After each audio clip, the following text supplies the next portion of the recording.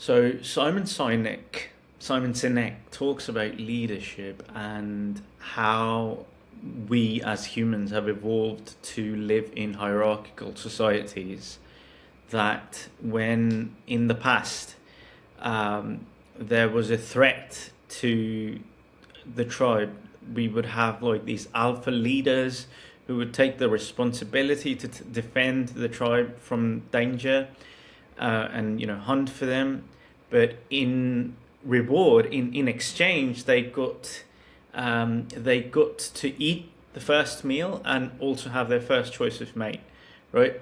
Um, and and he says that the same concepts today map to how the leaders are paid more, how CEOs have a higher salary and whatnot, how leadership positions are given all of those things. But I'm here to say that the same types of things, the same instincts to defer to leaders, to let them have the first choice of mate, and to basically give them latitude, a certain amount of latitude that you would not give to others, also sort of exists in basically every social group you're a part of.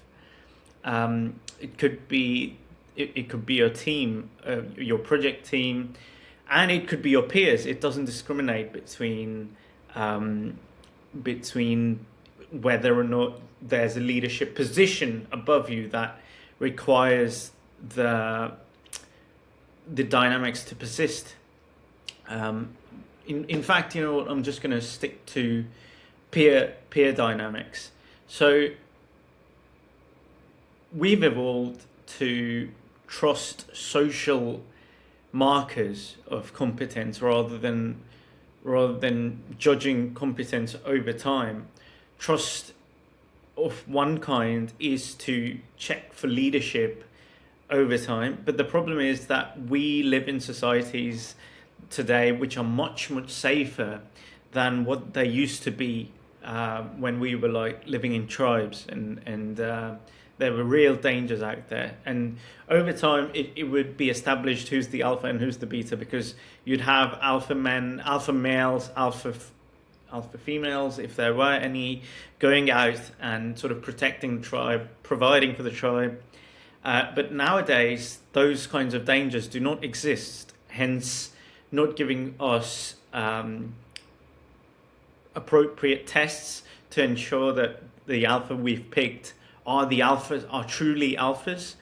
So instead, we rely on our behaviors that show someone to be alpha rather than them actually being alpha. So these are like social markers, like how they talk, how much confidence they exhibit, how much confidence they exude, how smooth they are in social situations.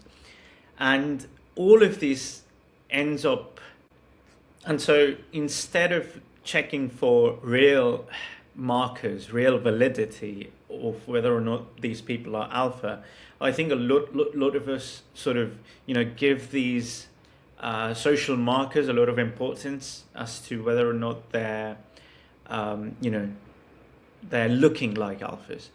But once you do that, it turns out that sometimes confidence tricksters and people who are engaging in bad faith behavior, who are sort of trying to deceive you, turn out to be crooks, and they take all the leverage they can get, all the perks of leadership, without actually contributing to the group, to the team as a leader. And so teams become lopsided, right? That in which these people who look like leaders but do absolutely none of the work, are sort of become freeloaders, and they get away with it as well. And the point is that all of this leads to us sort of outsourcing the power to sort of defer to someone, to these people, but in return, we're not getting any of the advantages that we once had, when we were able to choose field-tested alphas.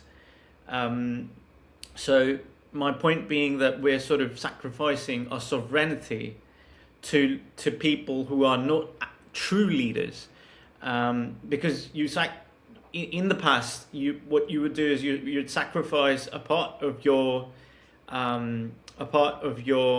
benefit to this other person, that they'd get the first choice of meal and the first choice of mate, and in return you would be ensured the stability of the group, as the stability of the tribe. But no longer is that the case, because now you have to rely on markers that don't truly test for competence.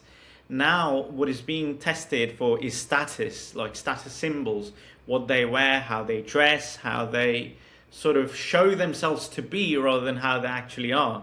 And the only way that you can sort